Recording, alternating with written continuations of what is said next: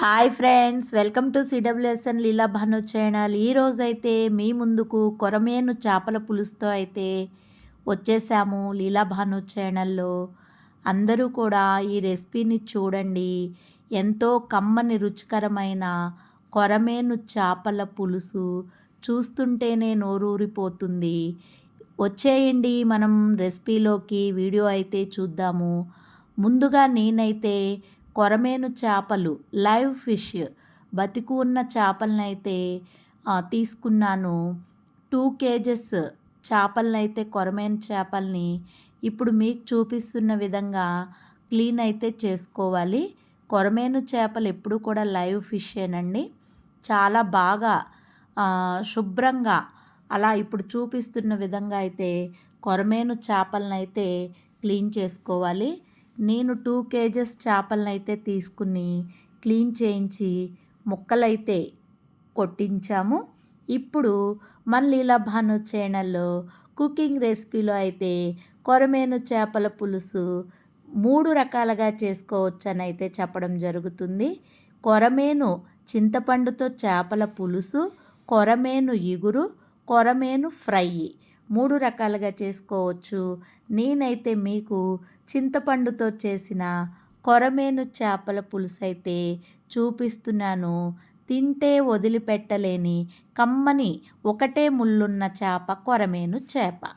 నేనైతే బయట కొరమేను చేపనైతే చేయించాను. ఇప్పుడు మీకు చూపిస్తున్న విధంగా వాళ్ళైతే చేసి ఇచ్చారు. అయినా సరే మనం ఇంటికి తీసుకొచ్చుకున్న తర్వాత మన స్టైల్లో అయితే చేపలనైతే క్లీన్ చేసుకోవాలి. ఇప్పుడు మీకు నేను చూపిస్తున్న చేపలైతే 2 కేజెస్ అండి కొరమేను చేపలు.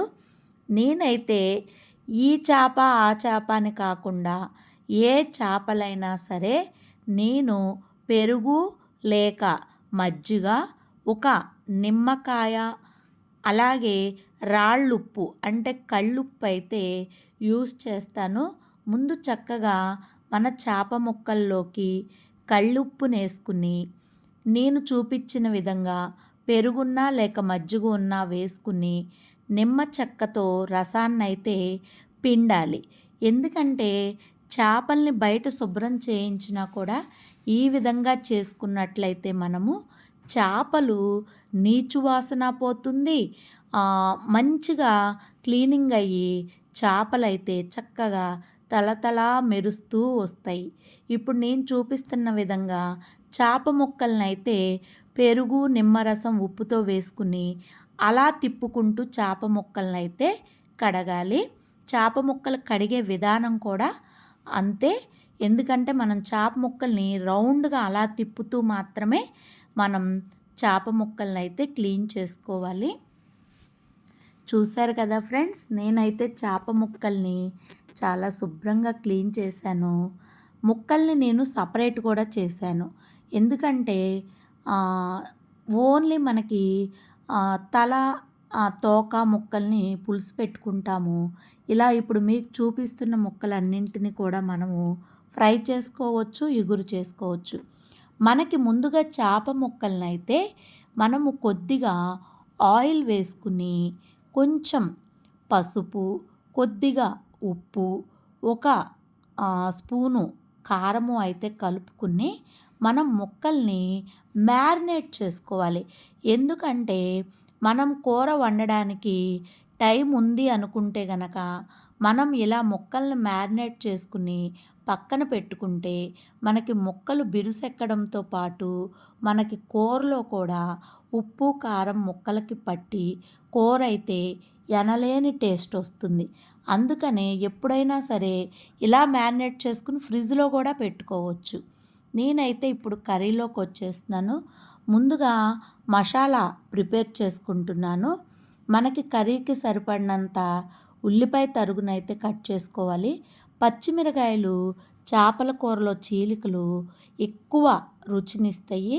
అలాగే ఒక పెద్ద నిమ్మకాయ సైజ్ అంత చింతపండునైతే మనం ముందుగా నానబెట్టుకోవాలి.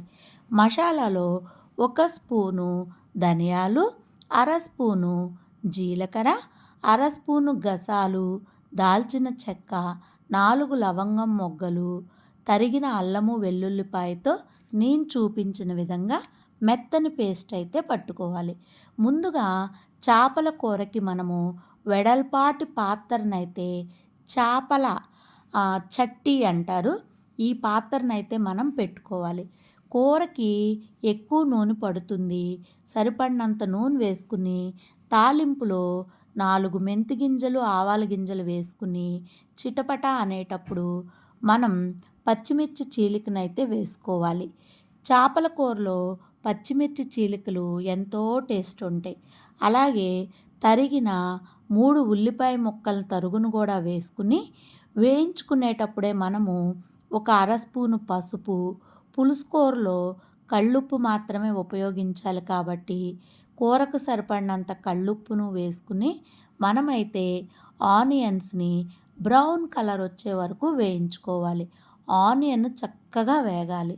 తరువాత 4 కరివేపాకు రెమ్మలు, మనం తయారు చేసుకున్న మసాలా పేస్ట్ని అయితే వేసుకుని సన్నని మంట పైన వేయించుకోవాలి. మసాలా, ఉల్లిపాయ, పచ్చిమిరపకాయ వేయించుకున్నాక కూరకు సరిపడినంత కారాన్ని అయితే వేసుకుని ఒక 5 నిమిషాలు నూనెలో అయితే వేయించుకోవాలి.